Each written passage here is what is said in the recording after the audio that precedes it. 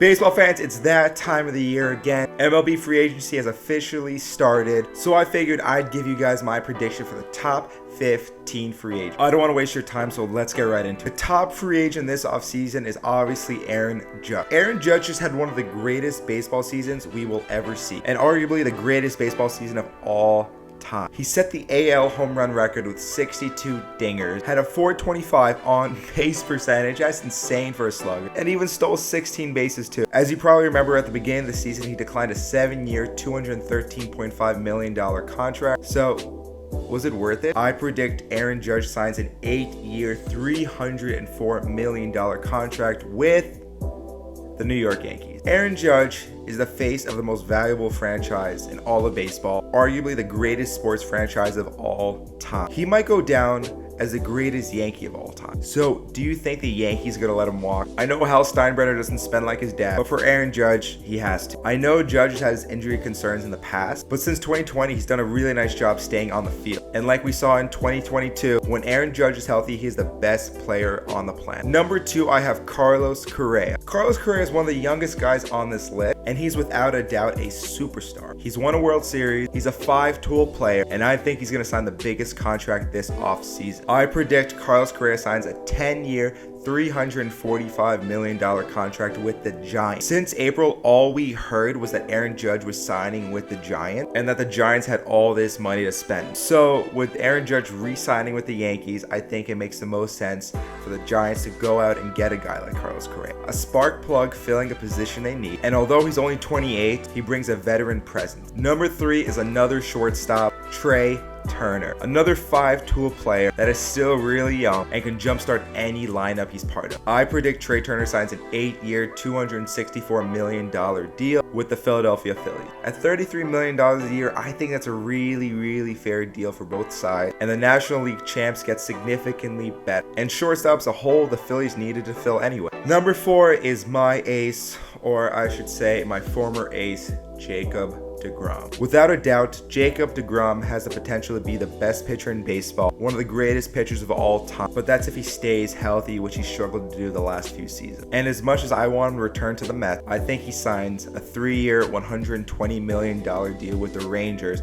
with an opt-out after the first year. There's reports saying he wants to go to Texas for the no income tax, his wife wants to live in the South, and the Rangers have money to spend and they need starting pitching. I know the $40 million is not as much as most people think he's going to bring in, but I expect him to use that opt-out and prove that he can get $45, $50, $55 million a year. Because when he's healthy, he has the potential to be that valuable. Number 5 is another starting pitcher that's getting up there in age, but is honestly the best pitcher in baseball. That is Justin Verlander. I believe Justin Verlander is going to return back to Detroit to finish his career, signing a 2-year, $85 million deal with the Tigers. The Tigers are an up-and-coming team that can use pitching and can use a guy like Verlander in their locker room. Does this make the Tigers a contender? No, but if they add a few pieces, they could honestly get there. Number 6 is Dansby Swanson. The Georgia boy that won a World Series for his favorite team is set to hit the open market. And if there's one thing we know about the Braves is that they don't like their young talent to hit free agency, which makes me believe Dansby Swanson is leaving Atlanta. And who just lost their starting shortstop? The Los Angeles Dodgers. I predict Dansby Swanson signs a 3-year, $90 million deal with those LA Dodgers. Number 7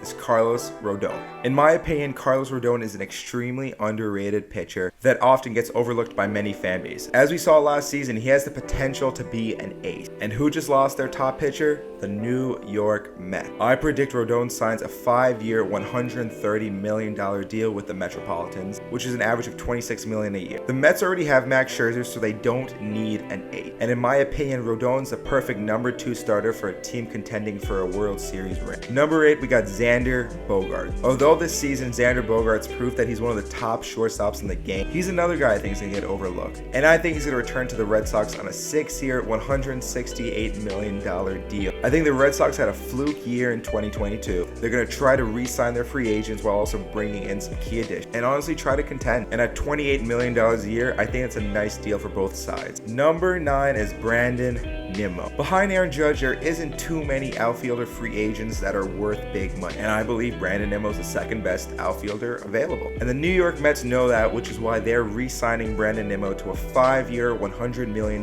deal, which is an average of $20 million a year. Number 10 is the top available catcher, Willson Contreras. Catching's become a very scarce position in the last few years, and many teams have struggled to get production out of their catching spot, whether it's in the batter's box or behind the plate. So I predict Contreras is going to be highly desirable. Out of all the teams that need a catcher, only one of them lost a future Hall of Famer, who's been behind the plate for them for pretty much my entire life, and that is the St. Louis Cardinals. I predict Willson Contreras is going to sign a 4-year, $80 million deal with the Cardinals, which is only $20 million a year. He has the potential to be one of the best catchers in baseball offensively, and I think at worst, he's an above average catcher, so nice pickup for them. Number 11 is Chris Bassitt. There are a lot of available starting pitchers this offseason, and a lot of them come from the New York Mets. And I think if the Mets want to contend, they need to bring him back. Bassitt's going to sign a 4-year, $70 million deal with the New York Metropolitans to be their number 3 starter. I know guys like Max Scherzer, David Peterson, Tyler McGill really like him, and it seems like he really enjoyed pitching in New York as well. So at $17.5 million a year, I think this is a nice fit. Number 12 is another starting pitcher I predict is going to re-sign with their team, and that is Nathan Eovaldi. A few years ago, Nathan Eovaldi was one of the main reasons the Red Sox won a ring, and he's proven he's a top 15 starting pitcher in the game. So I think he's going to sign a 4-year, $84 million deal with the Red Sox, which is about $21 million a year. Number 13 is another guy who was a main reason their team won a World Series, and that is Anthony Rizzo. Since being traded to the Yankees in 2021, Anthony Rizzo has produced for the Bronx Bombers. So I believe they re-sign him to a 3-year, $54 million deal. At $18 million a year, that's not a crazy contract, and unless they want to move over DJ LeMahieu to first base, I think this is their best option. Number 14 is José Abreu, the former MVP that had a down season in 2022. José Abreu has proven that he's no longer a first baseman, but he can still be a very powerful bat in a lineup. And who showed in the wild card round that they need a power bat in their lineup in the worst way? The New York Metropolitan. I think the New York Mets go out and get Abreu on a 3-year, $48 million deal, which is averaging $16 million a year. He's a nice bat to hit behind Pete Alonso, and when Big Meat Pete needs a day off, he can go in and fill out first base. And last but not least for my top 15 list, Jameson Taillon. A lot of teams need starting pitching, and like I said, there's a lot of available starting pitchers. But for some reason, I just have a really weird feeling he's signing with the Braves on a 4-year, $64 million deal. I don't know why, that just came to me. Anyway, baseball fans, that is it. Let me know if I should do a video predicting where every MLB free agent goes. Also, comment down below your hot take. I feel pretty confident about my top 15 list, but let me know what you think. Let's go, Mets, baby. Woo!